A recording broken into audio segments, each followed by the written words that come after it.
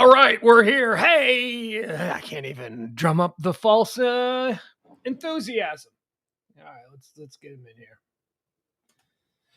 All right, welcome to Pugs Moran Live, the Pillow Talk edition. We do this every night at 10 o'clock, usually, but there was a Cowboy game tonight, so we had to stop everything and watch the Cowboy game. And then we do it again at noon. We call that High Noon with Pugs Moran Live. And we are joined now by my regular co-host, my partner in crime. He goes, what do you want to go? E the Artist. I like that. I just call you E the Artist or E or Uncle E or whatever. My kid calls him Uncle E. I think that's cute. What do you prefer? I mean, you put your name up there in some way so that people know who you are. How do you want to be referred to? Yeah, Amel, E. It's all good. E's with us. That's fine. Well, that sucked. We're going on late today because, the NFL season kicked off today in Tampa Bay Raymond James Stadium featuring the Super Bowl champion Tampa Bay Buccaneers taking on your Dallas Cowboys. Well, here's what I'll tell you. Here is what I will tell you, kids. It was absolutely not in any way, shape, or form what I expected. It was not what I expected. E, was it what you expected? No, not at all. I mean, the end result was, I think, what we all expected. But yeah, that part I expected. If you give Brady the ball with less than 2 minutes and he has a chance to win, chances are he's going to win.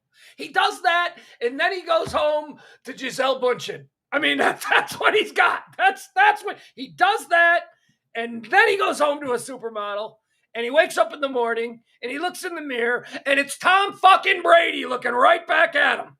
Yeah, and he got another Super Bowl ring tonight. He's got now 7 of them. And look at me. Look, this is me. This is what I'm dealing with. That's Tom fucking Brady. Excuse my language. Yeah. God, I hate that guy. I just hate that guy. You know how much I hate that guy? I lived for a month off the Chuckles. Do you remember there was you probably don't remember this, but Bear fans remember it.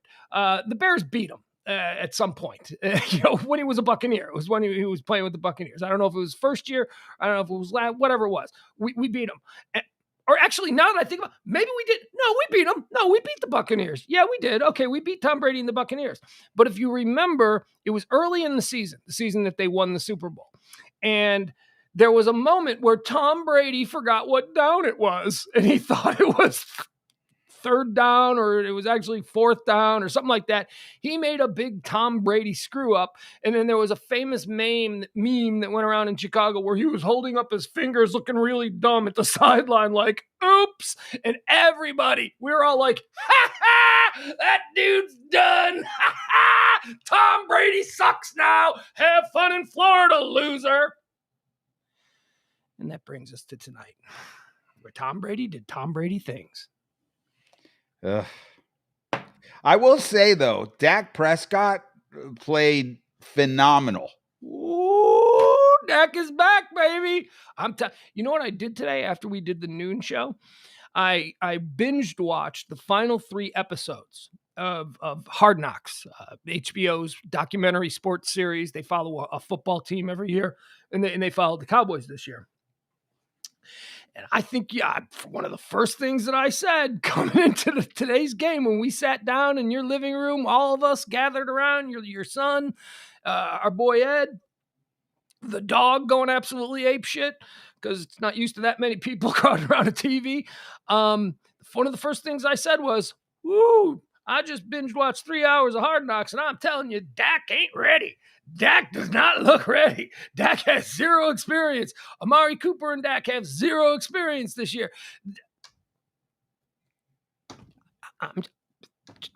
Fuck me. I'm sorry. I don't want to say I don't like to swear on this show, but holy shit. Dak is back, man. I mean, what did we say today at noon? We said tomorrow morning is going to be one of 2 things. We're going to the Super Bowl or fire McCarthy. I don't think it's fire McCarthy. It ain't either of those. It's something in between. I thought for sure that there was no gray area, but after tonight's game, it's something in between. I think the guys on the hot seat now are Zeke, Zerline, and I think those are probably the two. And McCarthy probably third just because they lost. But I would say that if you ask me tonight who did not perform up to expectations, I'd say it's got to be the field goal kicker and it's got to be the running back. There's also remember earlier today when I said that I'm having problems pulling up names that are right there, and I have no room in my brain for these names. There is a name. I'm trying to pull up the name before I cheat and look of the other guy that's taken a lot of heat on. It's the offensive play caller, not McCarthy, not Dan Quinn. He's the defensive guy. I can't think of his name. I don't. Kellen Moore. Kellen Moore. Kellen Moore, right? Yeah, the old quarterback. He's getting crushed online for being a terrible play caller. They're blaming him for everything. So he's been on the hot seat too, it appears. Why? I don't think his play calling was that bad. I don't know. The argument is that it was far too conservative. Once he saw that by the second quarter, people were saying by the second quarter, once he saw that Dak was fine, he should have opened up the playbook, and he didn't. He kept with safe passes, and I don't know that that's true. I'm just saying that's what people are saying. That's what and it was funny because at first it was Mike McCarthy who was trending and everybody was pissed at him about the offense. But then it was pointed out by enough people that no, it's not Mike McCarthy calling the plays, it's Kellen Moore. And then Kellen Moore started trending. So, everybody was getting shit on at some point. But, look, before we get to what an amazing opening night for the NFL, right? I mean, could they have won it? They got America's team playing the Super Bowl champions with Tom Brady, the golden boy. And then you got Dak Prescott, who's one of the most interesting youngish quarterbacks in the league coming off an injury, And they played not that I care, but they played the national anthem twice, almost like that they were daring players to kneel to start that whole nonsense over again. Yeah. Yeah, look, the Cowboys didn't shit the bed. I thought they were going to shit. I really did. I mean, after watching Hard Knocks and watching them lose all those preseason games and just looking really bad, and no practice for Dak, no practice for Zeke, no practice for Zeke looked like he could have used some more preseason practice because Zeke didn't have it tonight. But Amari Cooper was incredible. Dak was incredible. How about Trayvon Diggs? Trayvon Diggs is trending right now, number 10 in America. Trayvon Diggs snags the interception and the boys have the ball, blah, blah, blah. Yeah, I mean, I can you tell me, and I'll sit back, I'll shut up. I'm just a little amped up can you tell me, was tonight's game a really surprisingly good Cowboys? Or, and by the way, we should say if you're just tuning in, the Cowboys lost in the final seconds on a field goal because they allowed Tom Brady to have the ball with a minute left, and he marched down in the field goal position. Gronk is on that team. Brady and Gronk have done this to you and your Bills how many times over the years? I mean, it was nothing new for you. Now they're so Brady won, but it was supposed to have been a blowout. If you took the boys and the points, you won. Right? Wasn't it like an 8-point spread? 8-point All right. So if you took the boys and the points, you won. So, there's something there. But can you tell me right now, in your opinion, are the Cowboys just a lot better than what all the pessimists have been saying? Or were the Buccaneers just drunk off their own pregame success and partying? I mean, I do think the Buccaneers played sloppy. I mean, they had 4 turnovers. They fumbled the ball going into the end zone. There were a couple of times where, I think they were beating themselves versus the Cowboys beating them. But on the other hand, the Cowboys missed 2 field goals. They missed an extra point.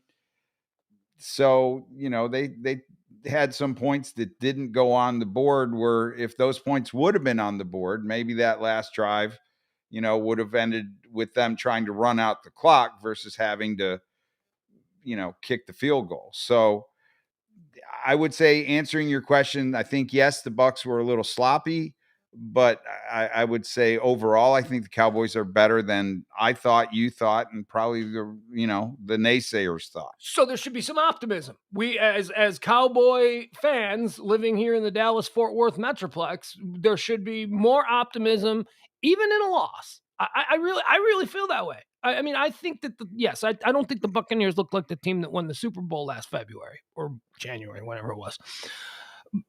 But the Cowboys also didn't look like who I expected after watching, a whole bunch of episodes of Hard Knocks. I expected just a train wreck team. And if the league holds true to form, last year to this year, which, there's a lot to be said if that's possible, the Cowboys do not have another team that made the playoffs on their schedule, as pointed out by Chris Collinsworth, during the broadcast. So you get past Tampa Bay and the rest of the schedule. Well, I mean, hell, they're in the NFC East.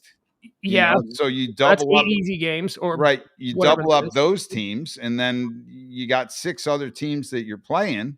And, according to what they said, I haven't actually looked at the schedule, but here, I got it right here if you want to hear it. Okay. Or go ahead, you can finish that, though. Well, there's not, according to Chris Collinsworth, there's not another team that was in the playoff run that's on the Cowboys schedule.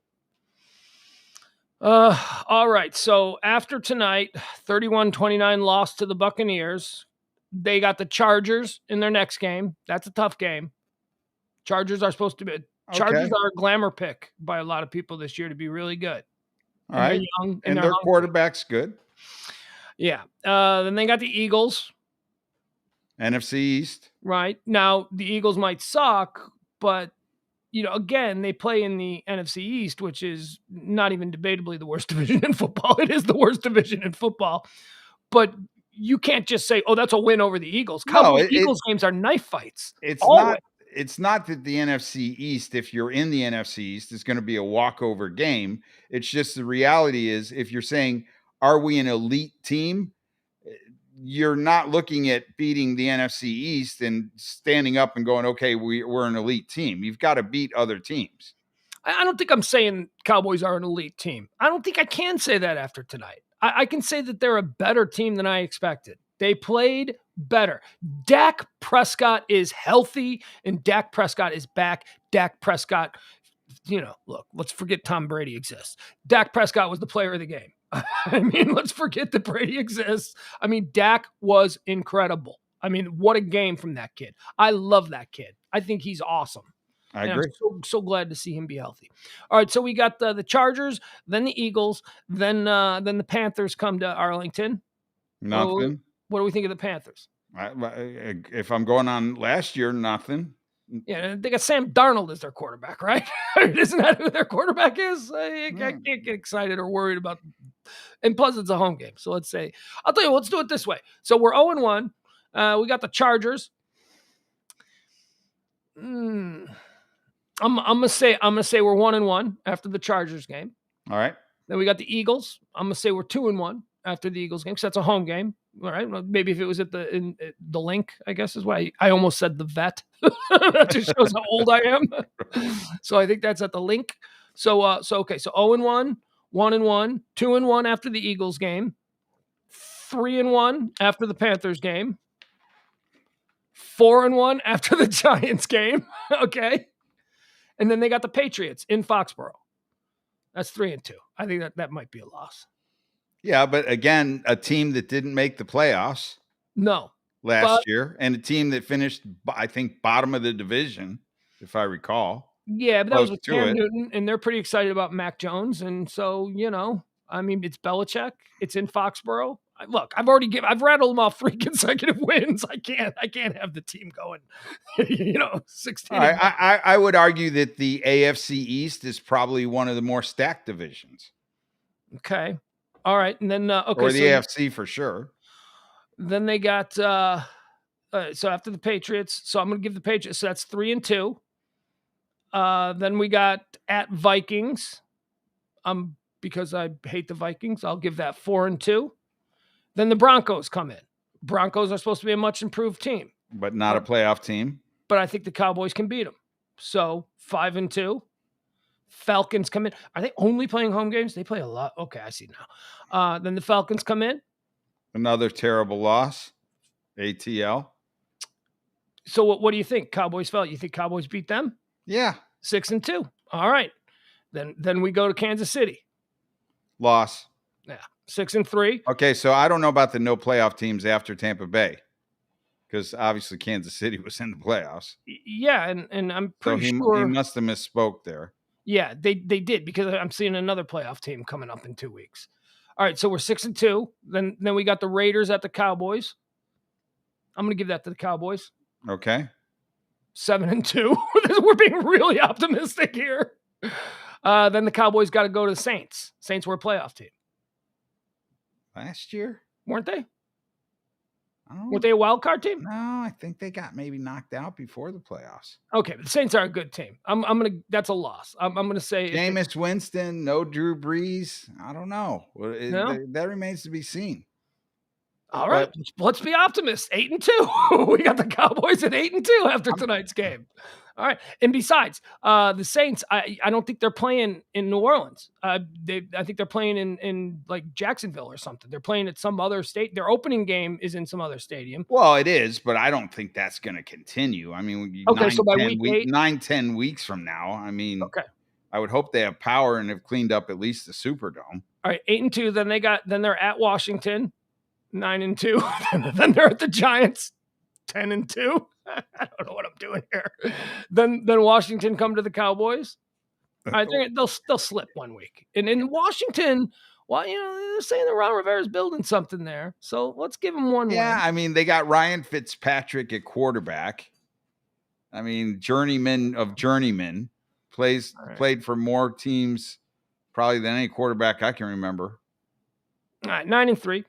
Then it's Cowboys at Giants again. 10-3.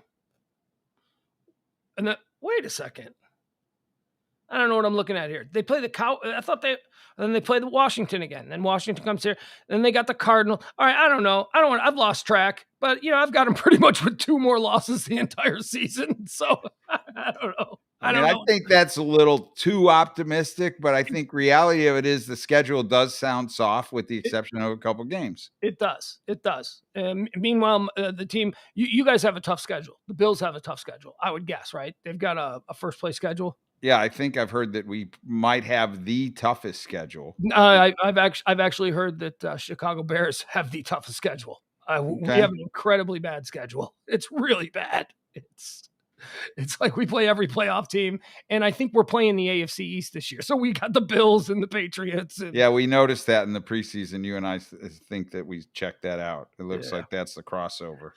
All right. So, I mean, what else can be said here? Here, I'll pull this up. This is fun. This was a moment that we missed.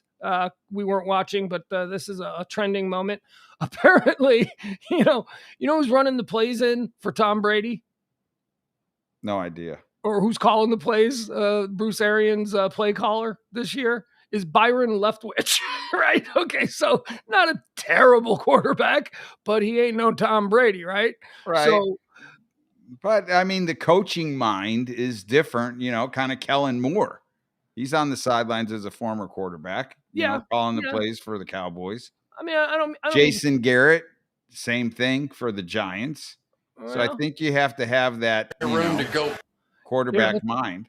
Here, let's watch this. So this is apparently something that happened towards the end of the game, and we missed it. We weren't paying attention. But Kellen Moore tried to call a play for Tom Brady, and he was like, "Nah, fam, I ain't doing that shit. You crazy?" By Brown, and I think if I were, he's like, "Nope. Oh, hell no." I would have taken that chance. Too. You want Gronk? No, you don't want it.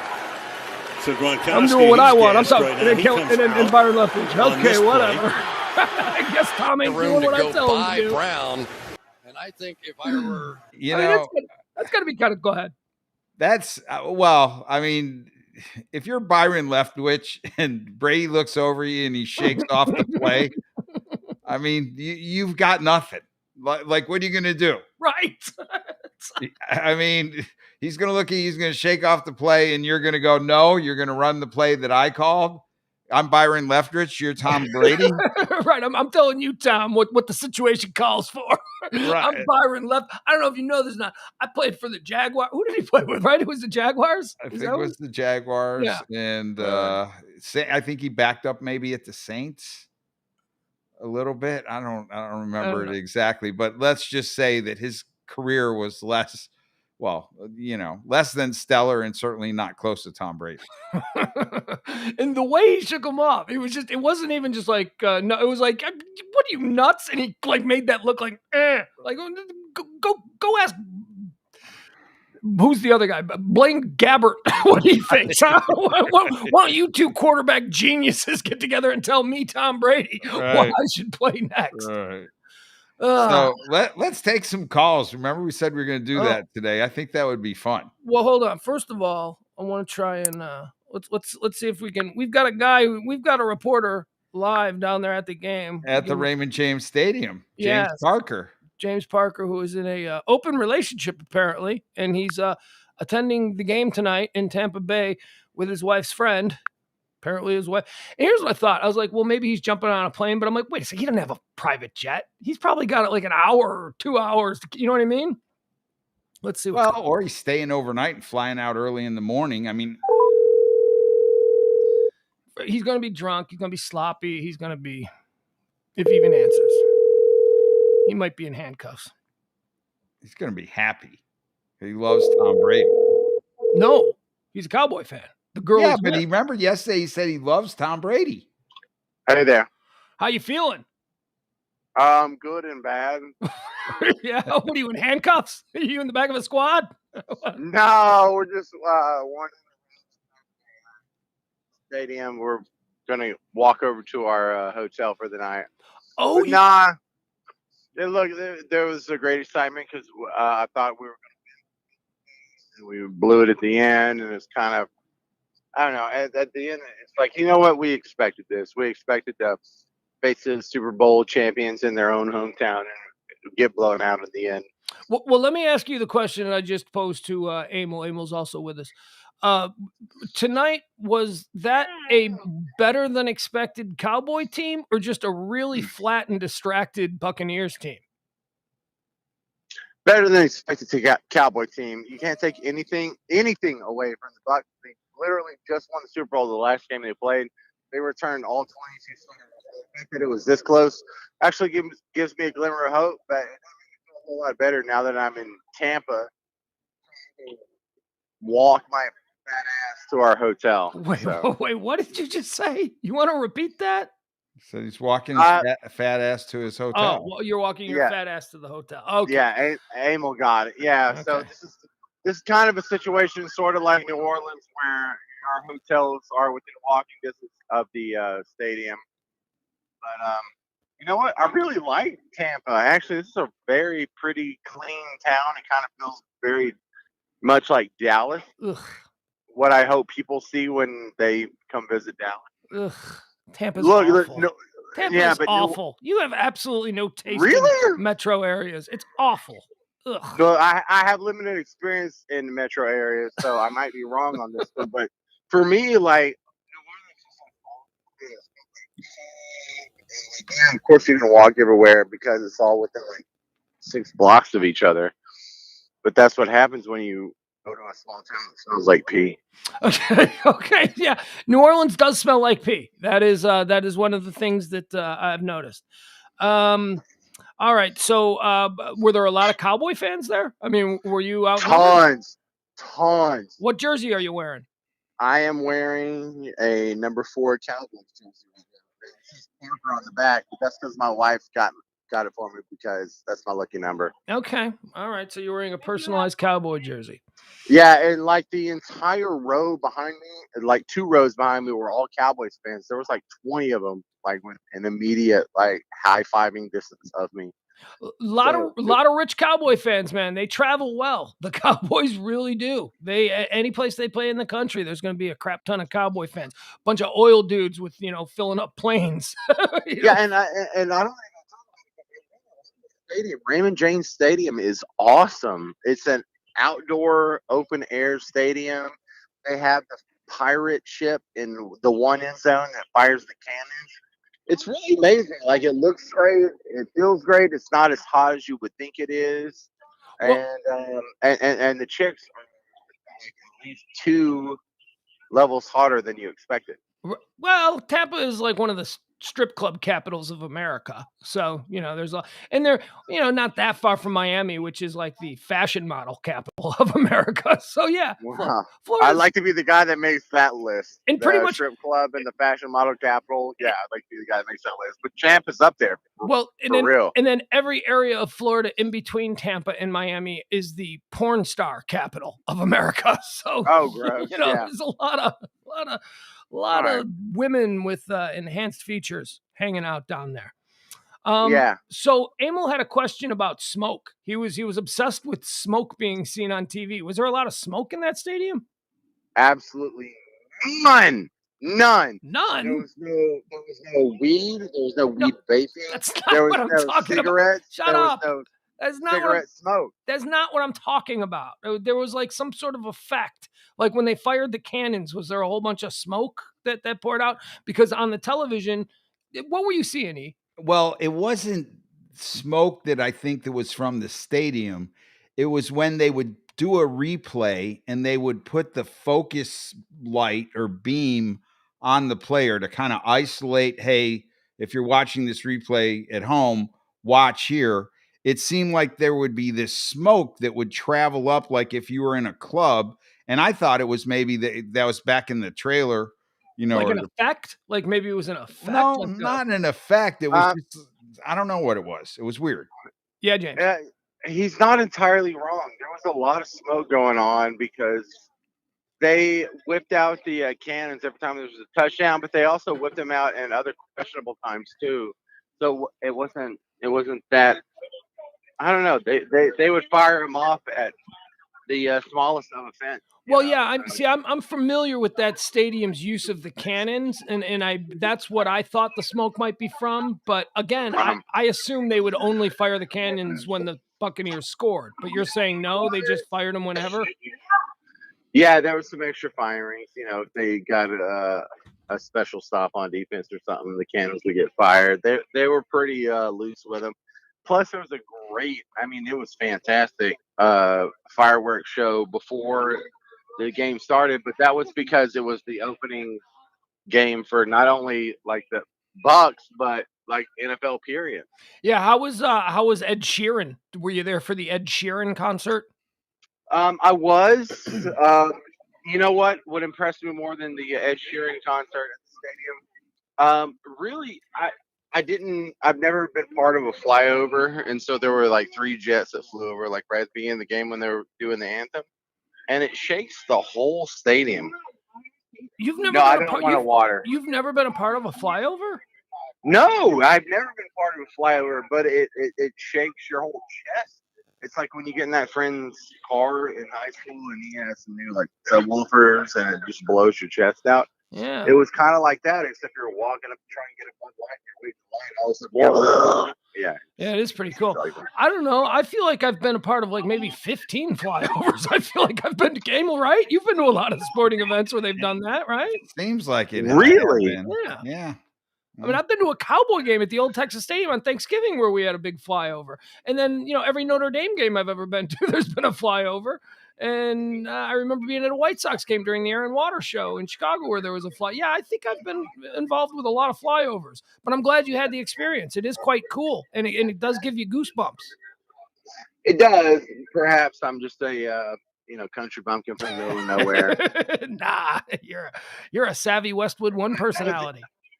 Yeah, well, the thing is, like, even if you have a flyover in the old Texas Stadium or especially the new Cowboys Stadium, it wouldn't be the same because it's an open air stadium and you wouldn't feel like the sonic boom reverberating through your chest if you're in an indoor stadium like it was tonight. It's funny you say that because I remember making that very observation at the old Texas Stadium. I'm like, it's a flyover, but you can only really see like half of it because, it wasn't a full open roof at the old stadium. They had to really be precision in flying over. It was God's window.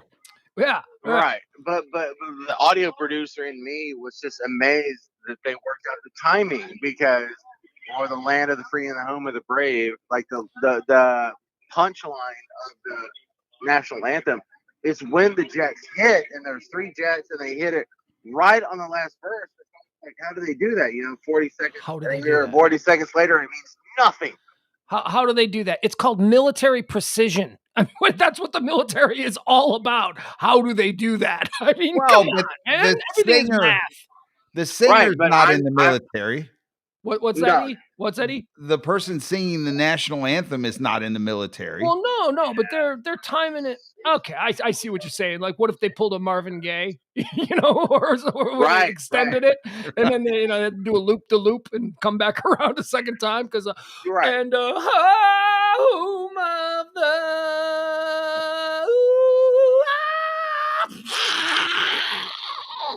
it doesn't exactly match. I see what you're saying.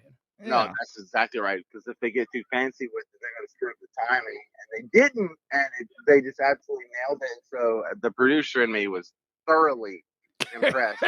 Okay, yeah, the event producer, the guy is okay. Well, the thing that I was impressed with is they did the national anthem twice. Yeah, James. Emil said he observed the national anthem twice. Is that true? I don't know. We kind of got here like right as the game was starting. So I observed the first round of fireworks from outside the stadium and the second round of fireworks from inside the stadium. So I may have missed something. Now, let me ask you, because this is something that I've noticed recently happening at a lot of sporting events. And maybe this is what you saw. They'll do God Bless America, and then they'll do the national anthem. 2 separate songs, but if you're only half paying attention, you're like, isn't it the same song? I confirmed it with Ed because I asked him. Well, we had just gotten in from football practice. We were headed to the kitchen. We were getting pizza, and they did the national anthem. And then the Cowboys went back in the locker room, and then they came back out again, and then they did the national anthem again. But what the heck is Emil talking about? We did football practice. What are you, assistant coach at some high school? I don't know about. No, he's an actively engaged father with a child who plays football. Well, what? Just because you got 4 kids and like 3 of them are disposable doesn't mean that a guy with 1 kid isn't going to dedicate all of his time to it. I mean, you're spoiled with kids. You don't care. 3 of yours could be duds. As long as one ends up president, you're fine. That wasn't an insult. It was like a admission of admiration. No, it was. I didn't take it as a football situation. Yeah. I didn't take it as an insult at all. I'm just maybe the we part was I said we got back from football. I didn't play practice. Yeah. Do you know that Emil's 9-year-old son watched the entire game in full pads and a 1920s helmet? Right. No, I'm not kidding. What he did. He wore his practice pads and uniform the entire time the game was on, and he was wearing a it's not decorative, but it's a collectible. What was your great-great-grandfather's football helmet? It was his leather football helmet from the 1920s. So that was fun. Damn, that's cool. Yeah. He liked it. He likes it. All right. So first of all, points to Tampa Bay for having an awesome stadium. Points to Tampa Bay because I've seen that pirate ship on TV 1,000 times and it lived up to all the hype. Had a giant awesome skull on it, and I just wanted to be in front of it the next time it went off. And look, I'm kind of a football nerd, and this was a great field trip for a football nerd. Yeah, it is. Anytime you get to visit another team's stadium is pretty cool. Look, I know you've been to a lot of big games around the country, so you've been to a number of stadiums. I haven't. I mean, I've only been to, I've been to the 2 places the Cowboys have played. And I've been to Cleveland. I forgot about that. Yeah, I went to a Cleveland Browns Bears game on purpose. Yeah, I was working in ESPN in Chicago back then, and they sent me there just because they needed somebody to get locker room tape. But I've been to Green Bay twice, and I absolutely despise the Green Bay Packers. But I have to tell you, that is a super cool experience going to a game in Green Bay. Go to Lambeau, right? It's pretty cool. Even a hit from the nowhere he knows he needs to go to Lambeau for at least 1 game before it's all done. It is. It's like if baseball fans who need to go to Wrigley or Fenway or Yankee Stadium, you got to go to Lambeau if you're a real football fan. What what I imagine it would feel like tonight for you, James, is you're there, you're rooting for the visiting team. You score in the last 2 minutes. You got a bunch of Cowboys fans behind you within high five distance. Are you all high fiving it up at that point? Or were you kind Yeah. of like you were? No, Emil, you absolutely nailed it. They were all behind me. There was probably about 12 guys that were also decked out in Dallas Cowboys gear. They were all behind me.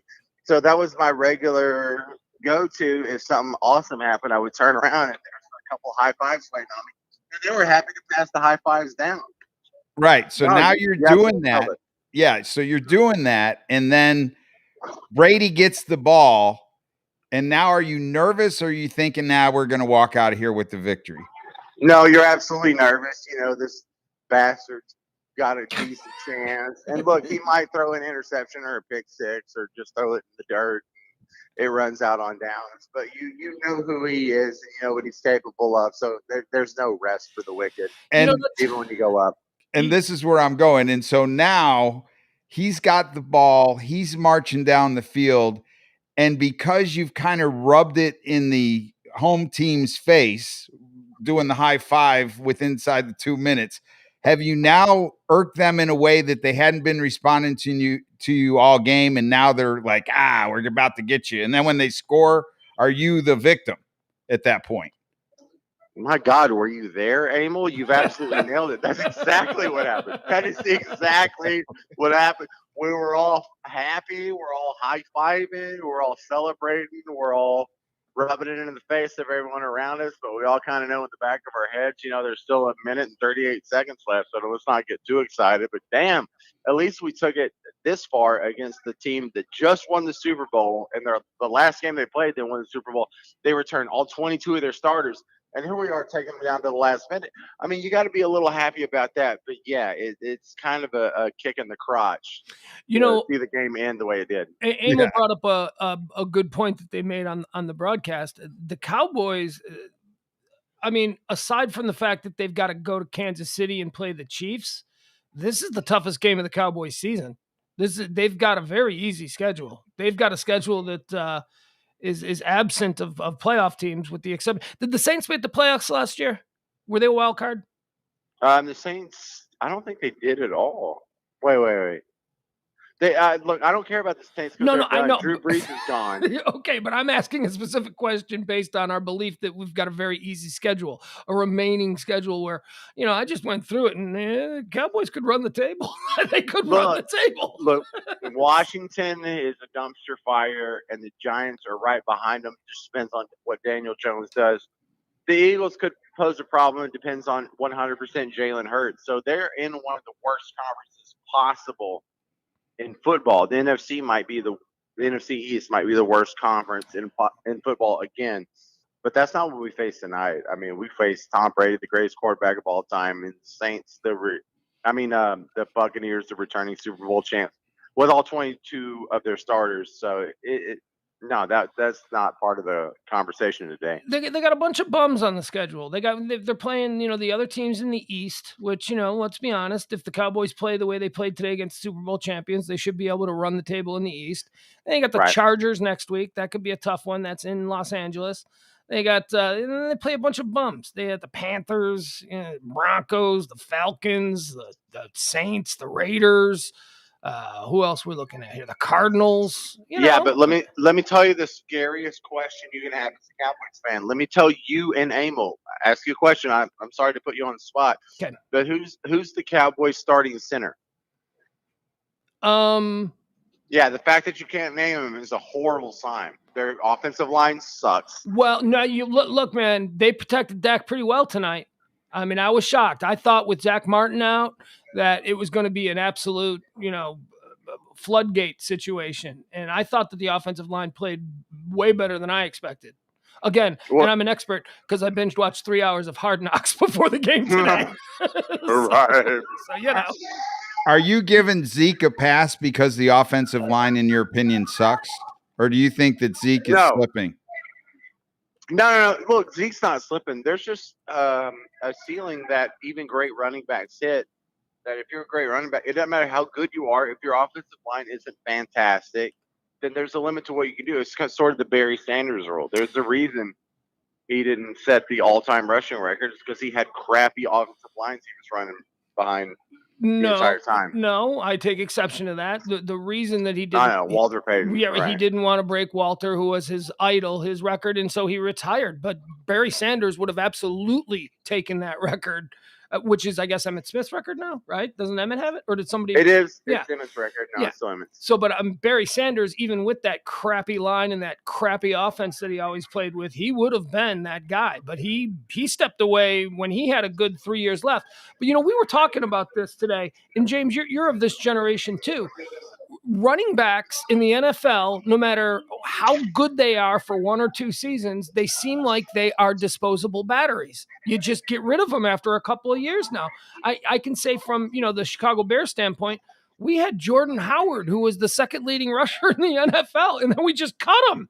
We just cut him and drafted a new kid, and he came in. The days of Tony Dorsett and Barry Sanders and Walter Payton and Marcus Allen and Eric Dickerson, where they play for a team or in the league for 10 years and are productive, those days seem to be gone. And I'm wondering if after last season, is Zeke on his way out? Is Zeke on that downside now? Yeah, so when you want to put the age marker on a running back, it's at age 30.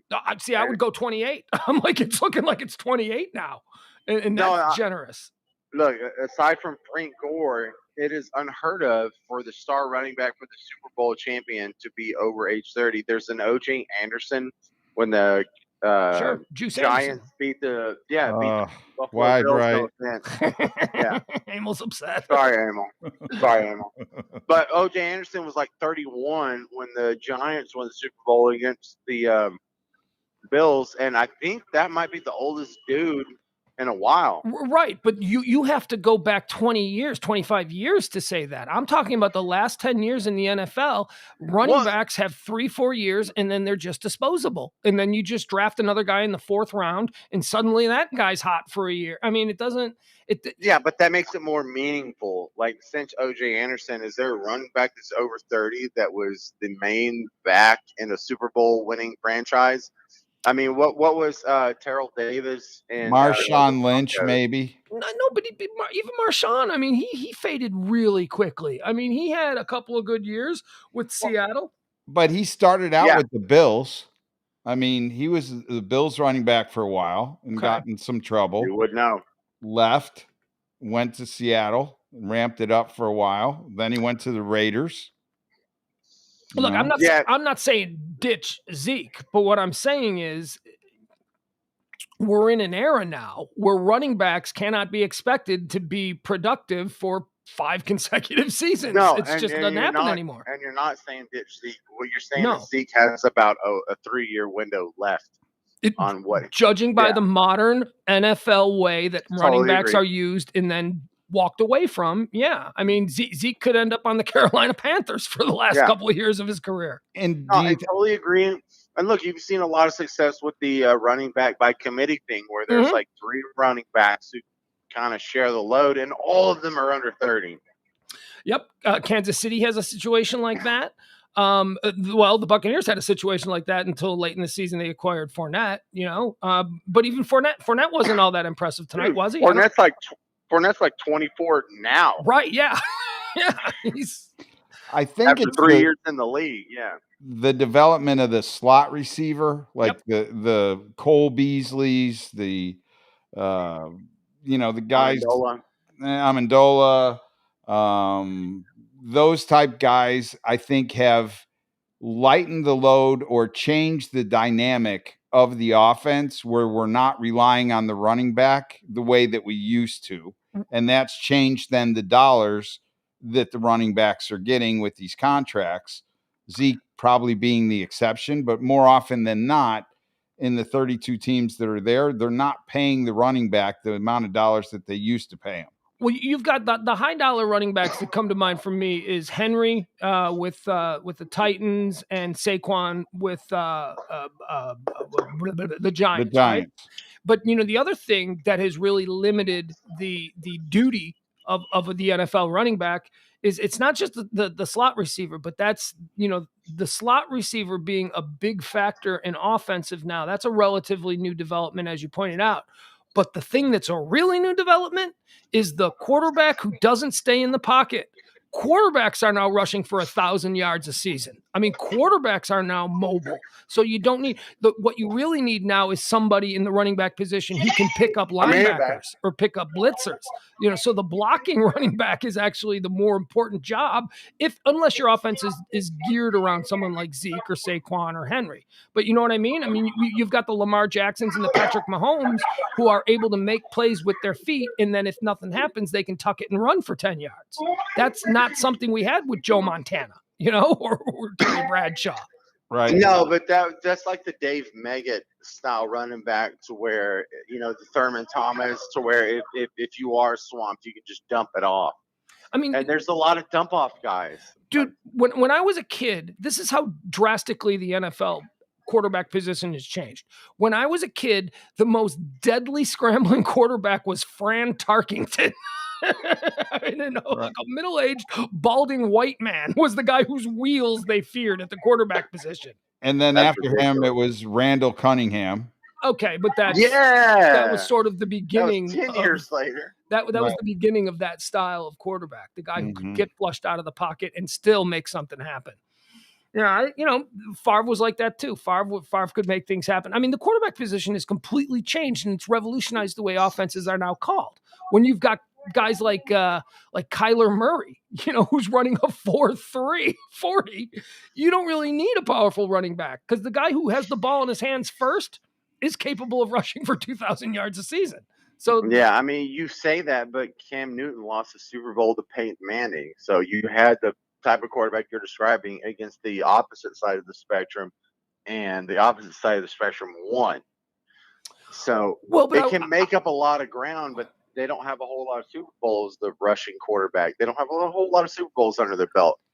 Well, I mean, look, I think the good example is Alex Smith to Patrick Mahomes. The Chiefs were a pretty good team with Alex Smith, and then you brought in Patrick Mahomes, who was a completely different kind of quarterback, and look what happens. So, I mean, I just think that the league has changed. I think that the way quarterbacks are now covered is different. Even your linebackers, everybody has to be Brian Urlacher now. Brian Urlacher could go sideline to sideline and he could backpedal really quickly. That's what made him a special middle linebacker. He could cover guys out of the backfield. He was really fast. Now every linebacker has to be like that. Every linebacker has to be able to cover slot receivers, and they have to be able to, contain a quarterback like Lamar Jackson, who's going to get the edge. And the linebacker has to be able to get to the edge. So, I mean, the game has really changed. I mean, from when it was pocket passing and then, I grew up with a team that was always, run the ball, run the ball, run the ball. I mean, that is not happening anymore. Yeah, I mean, it seems like that would help in high school and even college. But who was the running quarterback that has won a Super Bowl? And that's where the real, and it's a head scratcher. Patrick Mahomes. Seems like it works so much. Patrick Mahomes. Right. But Patrick Mahomes just went up against the greatest pocket passer of all time, and we saw how that worked out in January, or I guess that was February. But I'm with James. It's a push. It's a push. I'm not saying you should dismiss it, but it's not everything. Look, I'm just saying that the NFL offenses have noticeably changed in the last 10 years. Last 5 to 10 years, NFL offenses are different. I know, but it kind of sucks because like RG3 was such a good runner, and then he hurt his ankle, and now he's nothing. And you've seen that happen to a lot of great quarterbacks who live by their legs. Cam Newton's a broken quarterback. He could still be in his prime. He's a tremendous talent, but he's broken. He should be. Yeah, he should still be in his prime. He's not too old to be in his prime. No. But yeah, and look, Donovan McNabb made it to a Super Bowl, but did he win one? He sure didn't. Who'd he lose to? He lost to Tom Brady, a pocket passer. 15 years ago.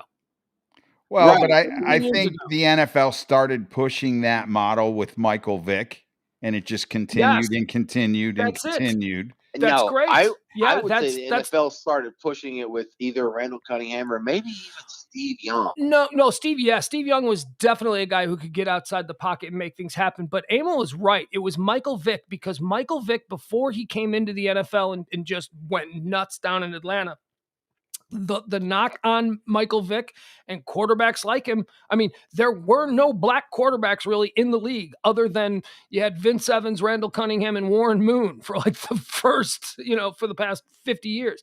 And the knock on guys like Vick were, that'll work on college players, but that'd never work with the speed in the NFL. Well, we learned after Michael Vick that people started taking a look at that and testing that theory. And now we've got Lamar Jackson, Kyler Murray. The Bears drafted Justin Fields. You got Josh Allen in Buffalo, who is a running quarterback. I mean, the running quarterback is just as important a skill set as being able to stay in the pocket and not get happy feet. Yeah, and that's fine and all, but like you're totally discounting Randall Cunningham, who was there in the early 90s. No, I'm not. He was an anomaly. Randall Cunningham. Look, you were too young for Randall Cunningham. You don't. No, I'm not. Yes, that's my prime, dude. What, dude, you were born in the 70s. You were 10 years old when Randall Cunningham was playing. Right, but I was also 10 years old when Randall Cunningham was playing. So, like, when I was paying the most attention to football, this was a guy that was fairly dominant. And Steve Young kind of rode his coattails in the whole, look, I can pass it or I could throw it if I'm scrambling. And then there was quite a few of those dudes, and like you mentioned Warren Moon, who wasn't a scrambler really at all. No. He wasn't a scrambler as much as Steve Young was. But he was with the Argonauts. He was in Toronto. He absolutely was. Argonaut? Well, Warren Moon won 4 Grey Cups before finally getting a chance in the NFL because they didn't believe that a guy like Warren Moon could play in the NFL. What's a Grey Cup? Are you making stuff up? No. Okay, shut up. It's the CFL. Canadian football. But when Warren Moon came down to the Oilers, he proved that he could be a pocket passer, that he could play the NFL. Absolutely. But if Warren Moon was playing today, he would absolutely be the guy that was with the Toronto Argonauts winning 4 Grey Cups. Okay, so is that the future of quarterbacks, or are they still pocket passers? Emil? I think the future is the pocket passer. I'm still not sold on the running quarterback on the really? Lamar Jacksons. No, I'm not. And I don't see Josh Allen really as a runner. I think he can run and he's big enough that, when he runs, he's a problem to deal with. Mm-hmm. But reality is I think his success is going to come just like Mahomes because of the strength of their arm. Okay, well, here's what I would say to that. You're absolutely right. I think that when you draw up a play, you draw it up from the perspective that your quarterback is going to have time and be protected in the pocket, right? But that doesn't always happen. So now the added element to NFL quarterbacking is that you need to be able to get out of that pocket, not with happy feet, not run too quickly, not blow somebody who's wide open because you're scared and you start running, but being able to balance the two. If you are in the pocket and it collapses, if you can get the edge and you can do what a Lamar Jackson can do, or you can do what a Kyler Murray can do, I mean, that is the modern quarterback, a guy who can do both. Look, I'm not discounting what you're saying, but what you're wishing for is the best of both worlds, and no one can blame you for that. How about someone who can scramble like a Michael Vick or Steve Young, and then also throw it like a Peyton Manning? I don't blame you for that. You just said it. That was Steve Young. Steve Young could do all that. He could scramble, he could run, and he could stay in the pocket and deliver a dart. But I think there's a different mindset with guys that want to throw the ball and guys that would prefer to run. Lamar Jackson, to me, seems like he would rather run than throw. Racist. Cam, no. I'm just saying Cam, to me, seems like he would rather run than throw. And I think if you're not anymore. Well, he can't throw now. Can't throw at all now. I think there's a mindset of if your first instinct is, okay, I can run, that's probably not the guy that's going to win the Super Bowl. If your first instinct is, okay, let me throw it, and then if I've got to ad lib or I've got to get out of the pocket and then throw, that's the guy that I want on my team. That is exactly what I just said. I just said that when you draw up the play, you're hoping that your line does its job and you're provided a pocket to be able to execute the play as it's drawn. However, if you get flushed out, the modern quarterback needs to be able to get the edge, and he needs to be able to outrun the corner or the linebacker or whoever it is that's coming. And that takes speed. That takes Kyler Murray. Dude, I like what you're saying here, because can we all admit we're just waiting on Neo, the guy that can do both, like the chosen one?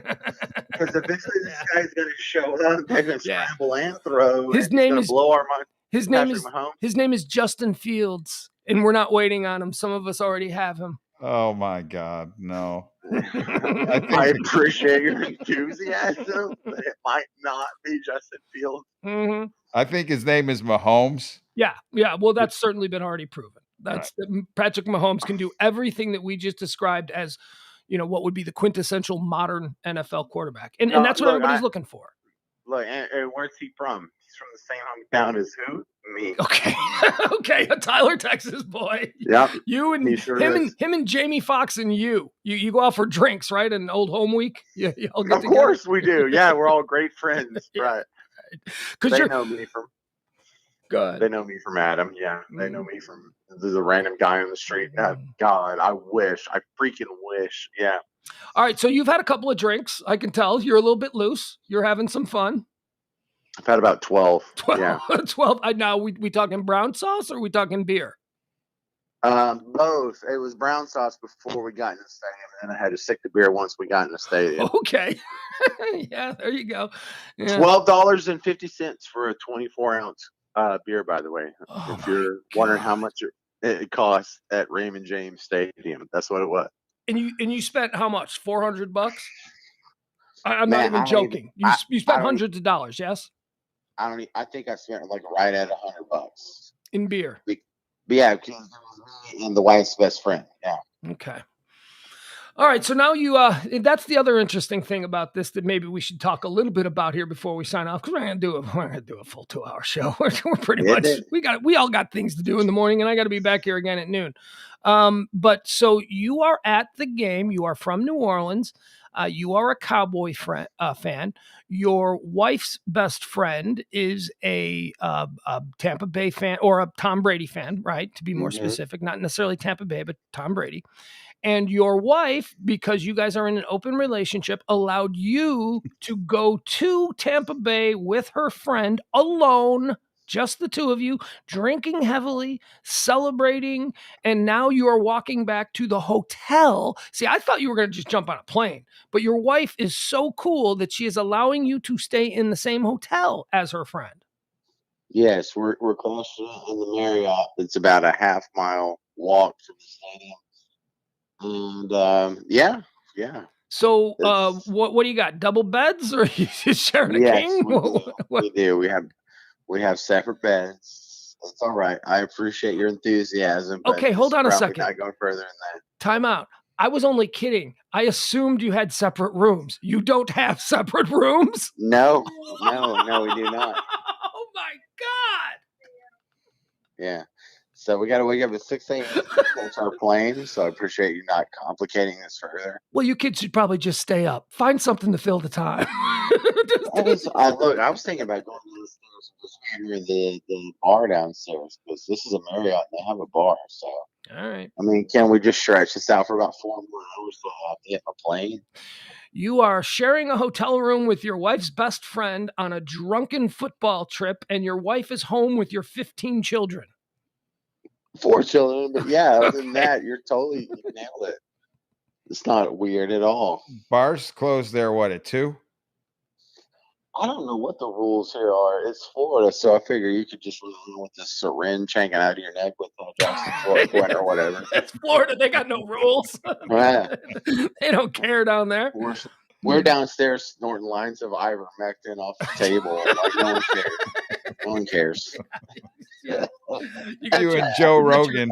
Your equine dewormer. You're taking shots of that. You're having a good time. All right. Well, you mix it with rum, it's not so bad. No, it's not. Yeah. All right, you call that a Caribbean horse kick. That's what it's called, that drink. All right, James, well, we appreciate you checking in, and you go have fun, and try not to have sex with your wife's best friend in the hotel room that you're sharing on this overnight trip. That's some great advice. I'll try and follow it. Okay. Good luck to you. Thanks, gentlemen. Travel safe. That is James Parker. fun little football conversation with James. Could you envision a scenario where any woman you've ever been married to would be okay with that? No. No, no way. I can't envision a scenario where any girl I've ever dated would be okay with that. That is look, now I know James's wife. And you know, look, I say this about everybody's wife because you have to, because the last thing you do is talk shit on someone's wife. James' wife is awesome. Like, she really is an awesome chick. So I can totally see her being like, all right, dummy, go ahead. You think you're going to do something? That's fine. You do something, I take the house, I take the kids, I take everything. And, Dummy. you know, it's her best friend. So it's almost like, you know, he's set up to fail. Yeah. Like, you know, there ain't nothing happening. Yeah, but you don't think the best girls are mean to each other? You don't think the best friend would like to have that over? You know what I mean? And James, I'm telling you, James don't care. James will just be like, "What?" You know, I mean, he doesn't. I'm not saying that he cheats on his wife, because I don't believe that to be true. But I think that, you know, he's drunk, and yeah. James was a bit of a whore back in the day, is my point, is what I'm saying. Even though he's definitely he dropped anchor on the good one. He finally got one that wasn't, you know. Well, I think stripper when you get married, that it's scared out of you. Yeah, and 4 kids, and, you know, he's actually got a life and a career. He's got shit to lose at this point, you know. He's not. All right. Well, that was fun. All right. So, you know what? Let's just call it. We don't need to do this. I know you got to get up early. You got to get your kid to school, right? I'm here. Yeah, there's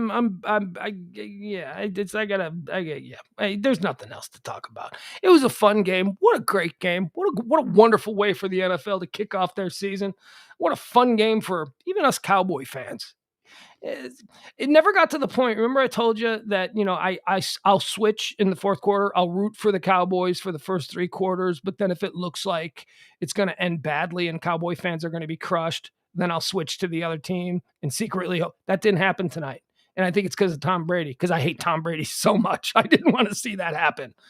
I noticed that you didn't really flip-flop. You were rooting for the Cowboys the whole time, and when they got down, I think by 9 at one point, you weren't like, this is great.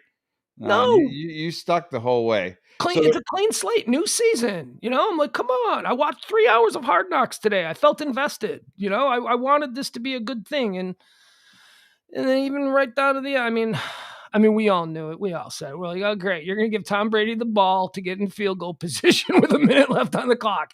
And he's got Gronk. I mean, come on. I mean, that's just. We knew it was going to be bad. The only thing I will say that I'm missing through the Pillow Talk conversation tonight that we did talk about at lunch, George Clooney. Yeah, we'll get into that. We'll get into it. The dating resume. We covered the dating resume of Derek Jeter yesterday, and we wondered, could anybody possibly have a more impressive dating resume? And I did a little research. I got a whole bunch of stuff here. But again, it's evergreen. We can save it. It'll be something that'll be good for a slow news day. Hell, maybe there'll be nothing happening tomorrow during trending topics, and we can go over it tomorrow. But I have identified a number of male celebrities over the years who we didn't even mention yesterday. George Clooney being one of them, who's got a really impressive dating resume. Even John Travolta is one that I discovered today. Johnny Depp, we mentioned Johnny Depp, but we didn't really know the depth of his dating resume, which is pretty damn impressive. I mean, it really is. And of course, Frank Sinatra. So, you know, we'll get into that at some point. Frank Sinatra, you know, I guess he'd be in like what did they used to call it, the senior division, because all of his conquests were born in like the 1920s. But man, well, he's not in the senior division. Theoretically, he was always in a division. We're just a lot younger than him. Well, right. We're talking to people who may not be familiar with a lot of the names on his list. So I feel like I need to categorize him somewhere else. Because, like, you know, like Ava Gardner, I know who Ava Gardner is, but I don't know that the average person, you know, I guess you got Google, you can pull her up. Man, was she a hottie. She was. So, you know, Frank did well is my point. And Clooney did well. And we'll get into it. We'll go over those at some point. But yeah, let's be done here. This is enough. We appreciate you. We, you know, a little short show. It's not going to happen a lot. But it was the first game of the season. We all wanted to watch it together. And, we bought pizza. We had Louis Pizza. And boy, I didn't even finish my drink. So now I got to go in the other room and finish my drink. All right, we'll be back tomorrow at noon for the high noon edition of Pugs Moran Live with E, the artist, and we'll see you then. We hope you can join us. We appreciate you. Sorry we strung you along tonight, but like I said, it was just a one-time thing. We'll see you tomorrow at noon for High Noon with Pugs Moran Live on the Radio Misfits Network. Bye, everybody.